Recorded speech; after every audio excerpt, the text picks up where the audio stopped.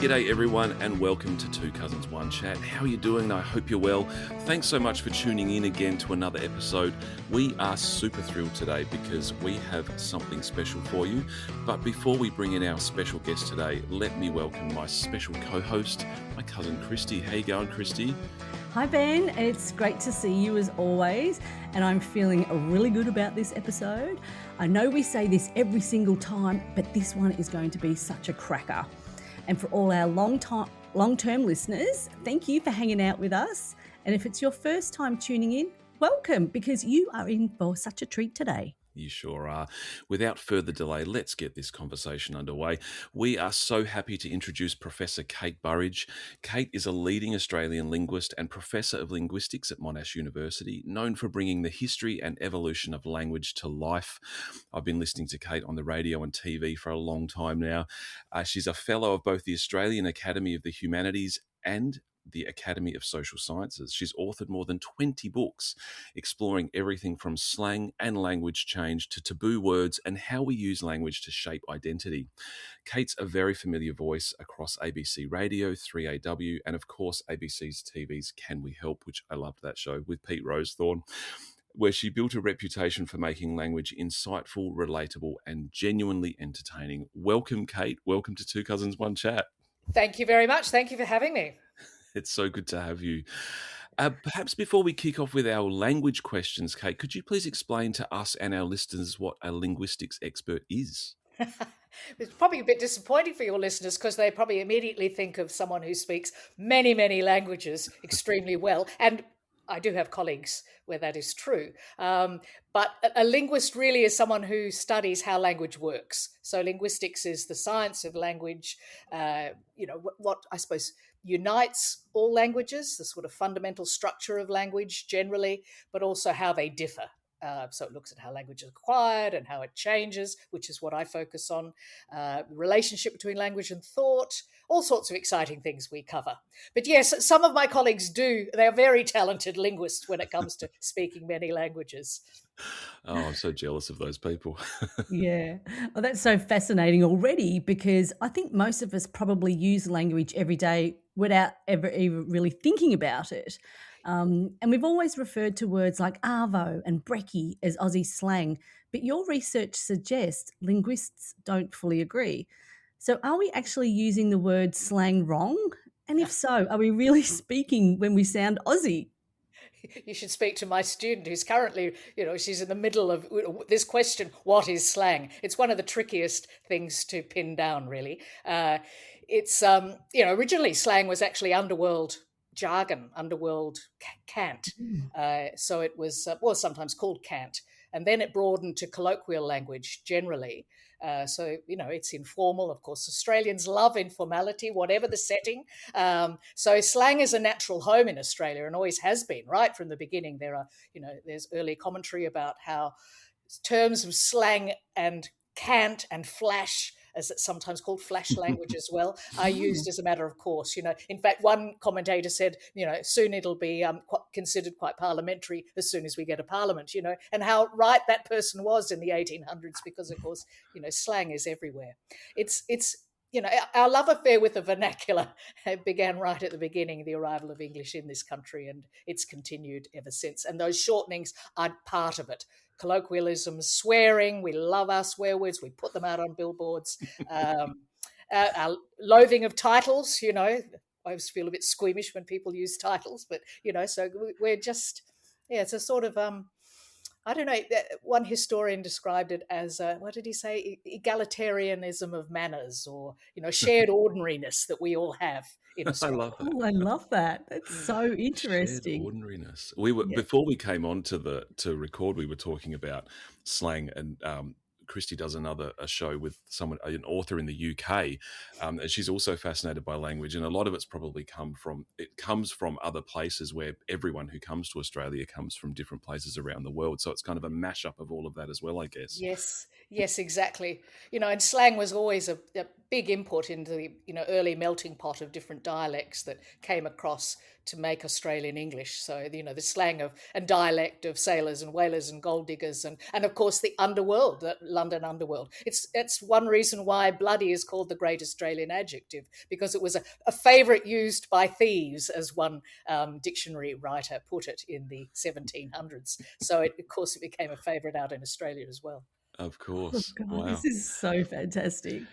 Kate, If sorry, go. I was just going to ask Ben, why do some slang words disappear overnight while some others stick around and become part of the everyday English?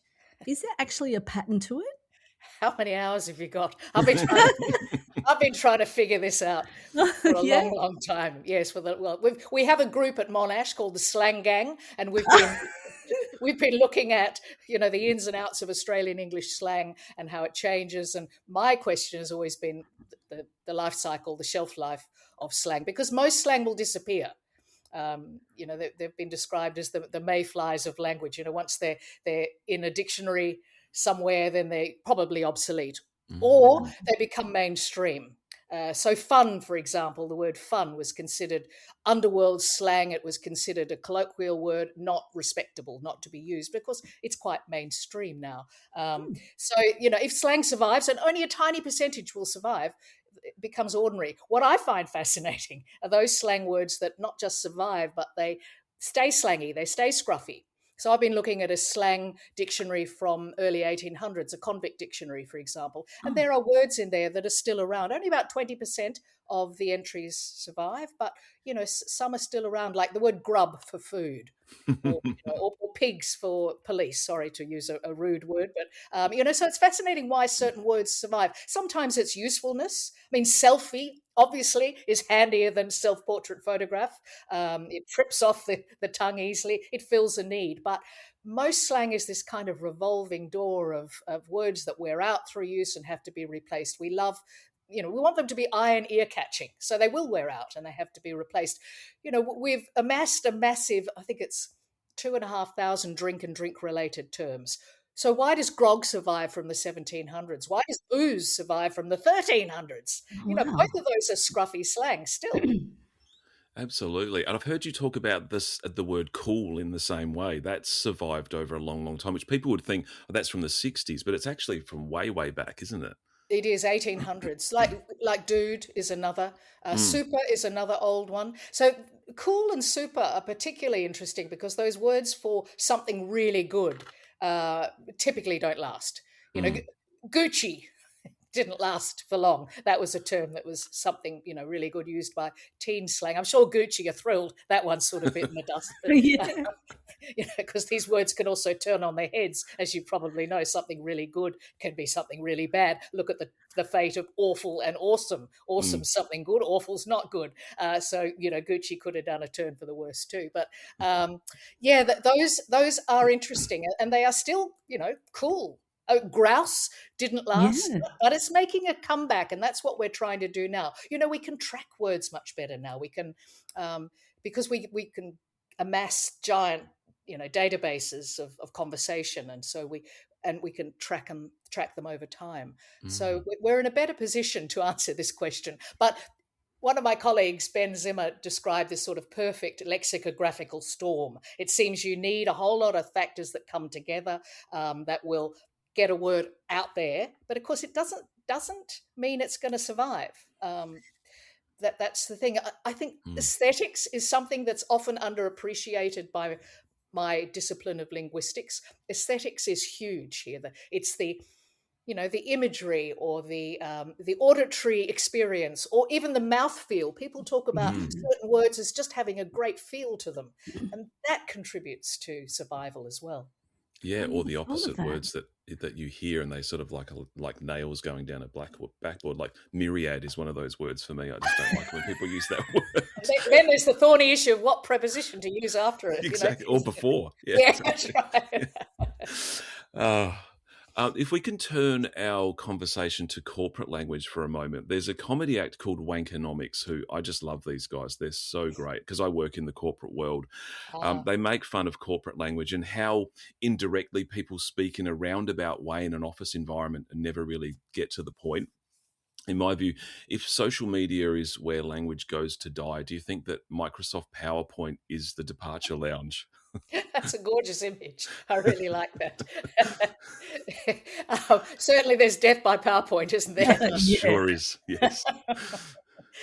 I think it goes well. It's a something that relates to jargon generally, don't you think? I mean, there's this thing called jargon, which obviously, whether it's corporate speak or linguisticalese or educationalese or whatever profession or even whatever unites people, they will have their own jargon. It could be on the sports field too, and that's a specialist language, and that's great. So it facilitates communication, but of course, it also builds communication barriers. And if you're not part of the in gang, then it can become, offensive. And that's why you always find those two different definitions of jargon.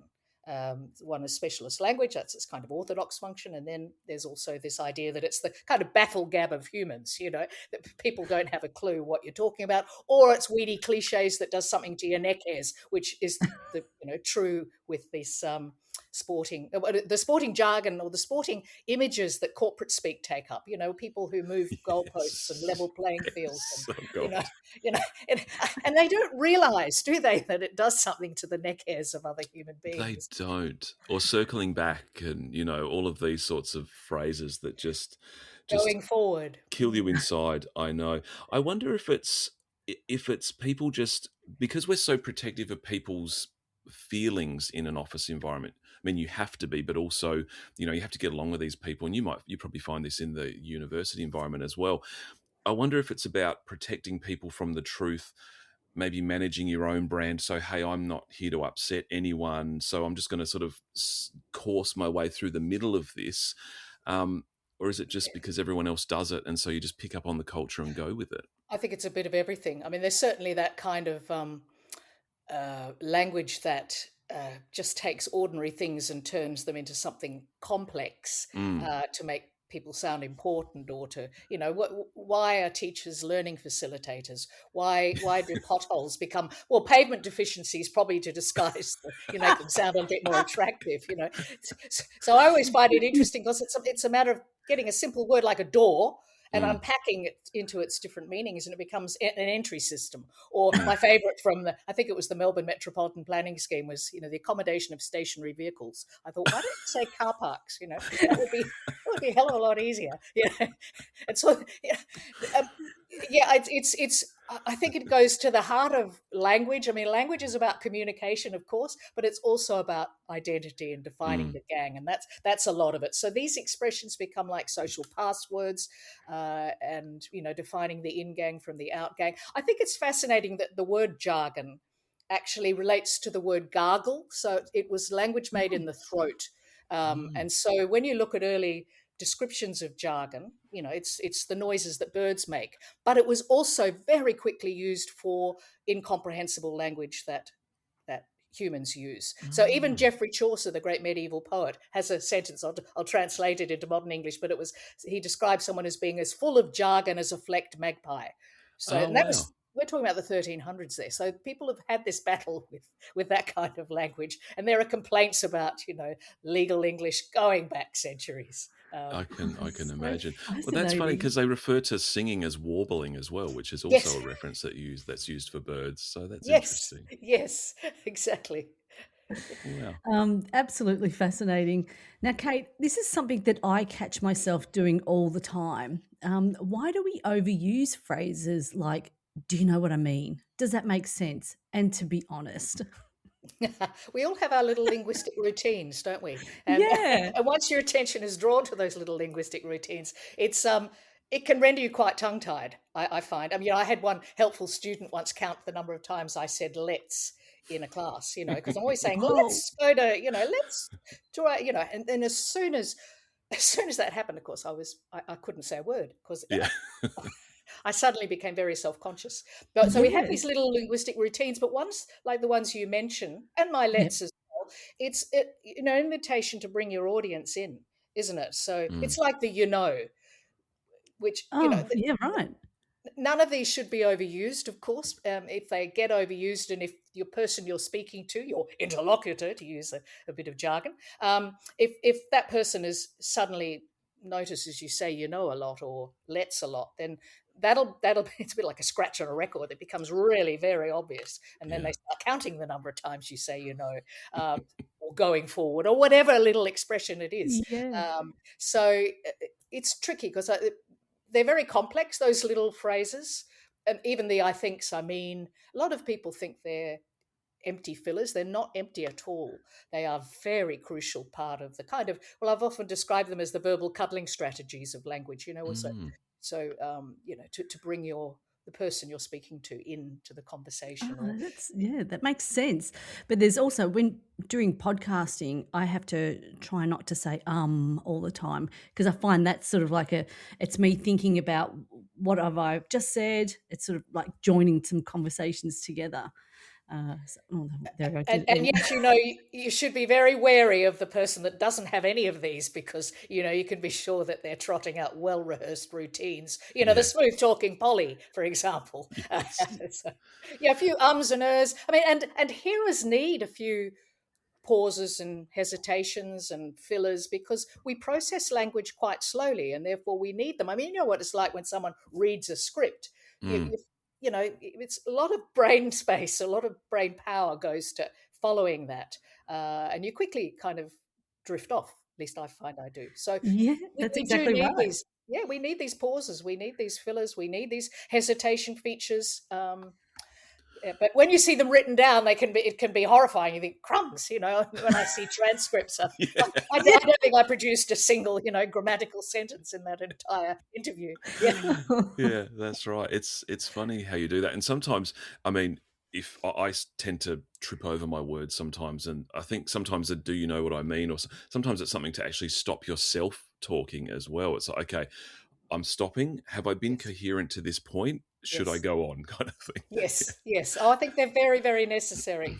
And when you think with what's happening with language now, with big language models and artificial intelligence that can write language so well, then I think the spoken word is going to become more and more important, and the sort of human that still has the human in it.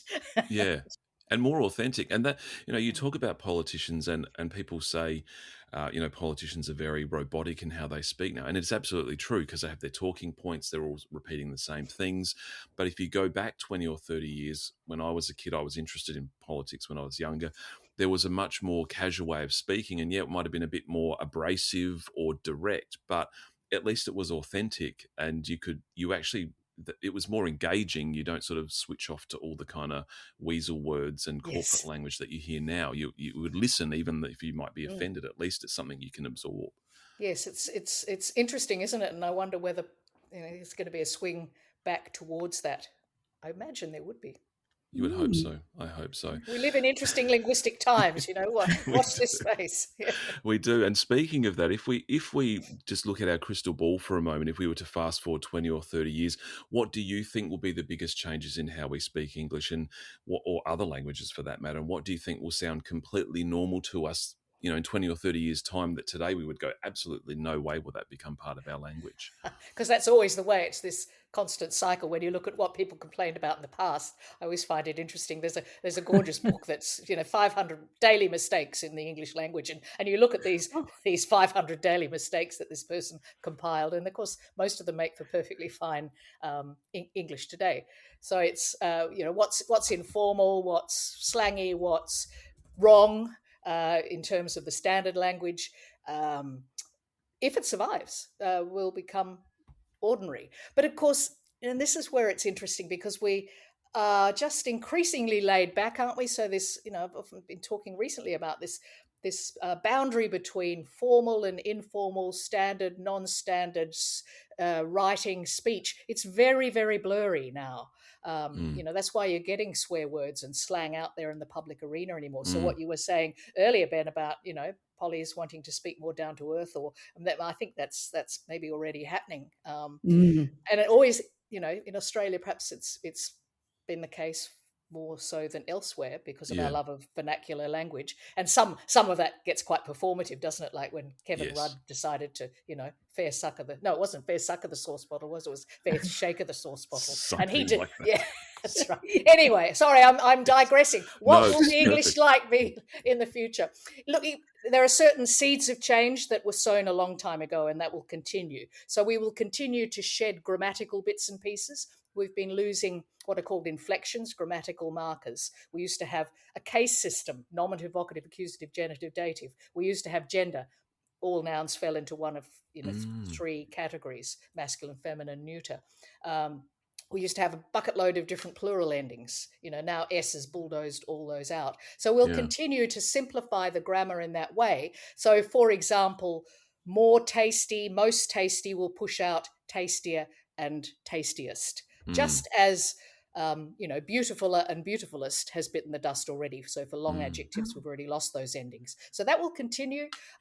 Words, of course, will continue to come and go and change their shape because they are tied to the kind of social, cultural life of speakers. So they will respond to new ideas and new trends and all sorts of things. Words have to do that. Words are I've described them as the loose cannons in the linguistic world, which is very hard to know what they're going to do. But and of course, with online stuff, that's true as well. It will continue to change. It's very hard to know, though, because language is spoken by humans, and so there's always that X factor or wild card factor, which means that it can suddenly do something weird. Speaking of loose cannons, exactly. Yeah. Right. This is such a curveball in the conversation, but have you heard of a book called The Meaning of Life by Douglas Adams and John Lloyd? Yes. Kristy, it's such a great book. It's where they take place names around the world and they attach a meaning to them. And Liff is a town. And so instead of the meaning of life, it's the meaning of Liff. And it's such a great book. It's just a little recommendation that I want to plug in here. It's brilliant. It reminds me of those beautiful sniglets by Rich Hall, the comedian. Have you encountered sniglets? If you haven't, you should look them up. Hall. Well, these are words that don't happen to exist, but he feels should exist. A bit like what I was dealing with this morning, which were those little pieces of soap that are kind of too small to be useful, but too big to throw away, and he calls those sloovers. Yes, gorgeous words. That's so good. I actually heard of one on the radio last week, and it's about somebody who is on their mobile phone and they're snubbing you, and it's now called fubbing. Fubbing, that's right. Yeah, yes. Yeah. So I think that one has probably taken hold, hasn't it? I just heard it on the radio. And speaking of that, Kate, I listen to you regularly on ABC Melbourne radio, and recently I heard you discussing some absolutely fascinating topics. And the first one was words that people always have trouble spelling. So entrepreneur is an absolutely perfect example of this. So hard to spell. And my name always gets spelt like Kirsty. Kirsty. So, that's interesting because that shows that switching of certain vowels and consonants are typical shifters and are vowels. See, bird was originally brid, and so that swapped places. Third was originally thrid, so they've swapped places. So the Kirsty, Kristy, and it's like Birgit, Bridget has the same, or performance, prevert for pervert. The R's and vowels swap places all the time. I'm afraid. Sorry, it's not much help for you. Yeah. It's like weird. I always spell weird wrong. I always get the I and the E around the wrong way. I don't understandably. It doesn't follow the rule. It doesn't. No, it doesn't. It's weird. Yeah. And Kristy was telling me about another topic you were discussing on ABC Melbourne, which was about typos in graffiti. I love this so much. All right. I don't even remember talking about that. Yeah. You don't remember talking about that one? Yeah. Oh, that was a soapbox you were on that you've moved on from, obviously. No, they're always interesting, aren't they? And I think sometimes they're quite deliberate because they can draw attention. If people really do note grammatical errors and spelling errors, and so your attention is drawn and you won't forget it, will you? So, but you've got to be careful because I do remember when a couple of young blokes around the States were very affected by aberrant apostrophes, so they went around and changed them on signs. And one happened to be a heritage sign, so they got a hefty fine, and I think they might have even had a bit of jail time, depending on where they were. I can't remember where it was, but. So grammar police, stick to the rules. Yeah, that's right. Yes, it might be a heritage sign, and of course, given the idea that spelling, didn't matter in early times. Our obsession with spelling is quite recent. It's a thing of modern English. Okay. And don't misspell words on an AFL banner as the players are coming out to run through the banner. Sometimes there's typos or spelling mistakes on the AFL banners. Oh. Also, they're the ones you don't notice too, aren't they? And I was saying recently, I've got a book proudly on my shelf, which is called Linguistics at Work. And I know most of those books were pulped, and I hung onto my Linguistics at Work. I think this will be a collector's item one day. That's fantastic. Kate, it's so fascinating. And I'm sitting here listening to you speak, thinking about your lucky students that get to hear you speak about this stuff. What are the career opportunities for people that are studying language and linguistics in 2026? Oh, well, if anyone's interested, I do have a little pamphlet of where our students end up. But of course, you can go obviously into teaching language or as a language learner. I mean, knowing how language works is very, very different from the sort of knowledge you acquire simply by being a speaker. This kind of what we tell students, alerting them how language works, is very, very useful in that setting. So that's an obvious one. But given that language kind of underpins everything, we have students ending up in all sorts of areas. Language and the law is a big, forensic linguistics is a big thing, obviously in editing, but, there are certain areas where, AI might well be taking over some of these jobs. But yes, I do have a really interesting little pamphlet of where our students end up. And also, if I could, plug a podcast of a colleague of mine called the podcast is called Lingthusiasm, and it's by Lauren Gawne, and she interviews a lot of people who have, did linguistics, years ago and have ended up, applying it in all sorts of interesting ways in the workplace. So that's an interesting podcast to listen to. Definitely. And we can attach the links there to the pamphlet if you like. You'd like to share that with us, and also that podcast to our outgoing show notes, so people can click on the link and get some further information from you. Absolutely. Well, I can't believe we are now nearly at the end of this episode, Kate. What a fantastic discussion we've had, and thank you so much for taking the time to speak with us today. It's been such a delight. We've both absolutely thoroughly enjoyed it. Oh, I've had a lovely time. Thank you. And thank you to our listeners for tuning in. As we wrap up the episode, remember to follow us on Instagram and Facebook, speaking of social media. And now you can watch Two Cousins One Chat just about everywhere on your favourite podcast. You can watch us on YouTube. You can catch us everywhere. Look, I've messed this wrap up. What can I say? Share the show with someone who needs a bit of fun in their ears this week. And don't forget to reach out to us. We'd love to hear from you and hear where you're tuning in from. Until next time, thanks for tuning in and see you later. Bye for now.